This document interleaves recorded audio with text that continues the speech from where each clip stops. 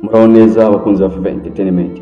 Tugiye kureba hamwe amakuru mashya ajyanye n'umubano w'u Rwanda ndetse na Iharanira Demokarasi ya Kongo. Ku itariki ya 18 Gicurasi 2025 agaragaza ibikomeje kuba ingorabahizi mu burasirazuba bwa Kongo, ariko hagaragaramo intambwe mu biganiro bigamije amahoro. Subscribe kuri channel Favor Entertainment ukomeze gukurikirana ibiganiro byacu gatanu kandi. Ibiganiro by'amahoro hagati y'u Rwanda na DRC kuri uyu wa 15 Gicurasi 2025, Masad Boulos, umujyanama mukuru wa Perezida Donald Trump ku byerekeye na Afurika, yatangaje ko ibiganiro byabaye hagati y'abakuru b'ibihugu byombi ku masezerano y'amahoro.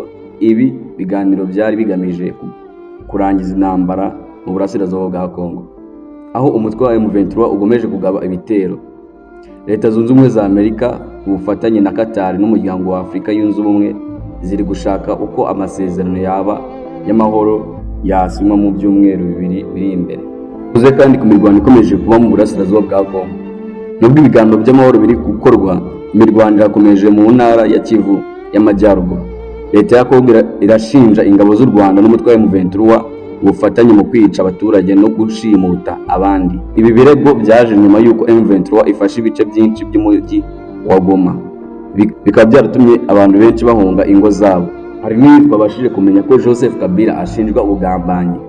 Ese ni gute Joseph Kabila ashinjwa ubugambanyi? Muri Leta ya Kongo yatangaje ko igiye gukurikirana ubucamanza Joseph Kabila wahoze ari perezida wa Kongo ashinjwa ubugambanyi bwo ku rwego rwo hejuru. Ibi birego bije nyuma y'uko bivugwa ko Joseph Kabila yaba afite aho ahuriye n'utwa wa M23.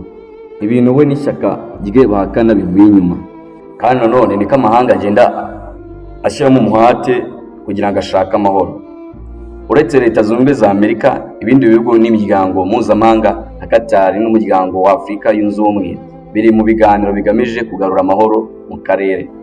Perezida wa Angola João Lourenço nawe ari mu bahuza u Rwanda na Kongo mu biganiro bigamije gushaka amahoro mu karere. Nubwo hari intambwe mu biganiro by'amahoro, imirwano irakomeje kandi abaturage b'akarere baracyari mu kaga. Birakenewe cyane ko impande zose zishyira imbere ibiganiro n'ubufatanye mu gushaka umuti urambye w'iki kibazo. Murakoze. Njye mwumva kuri microphone na Rigard Favor.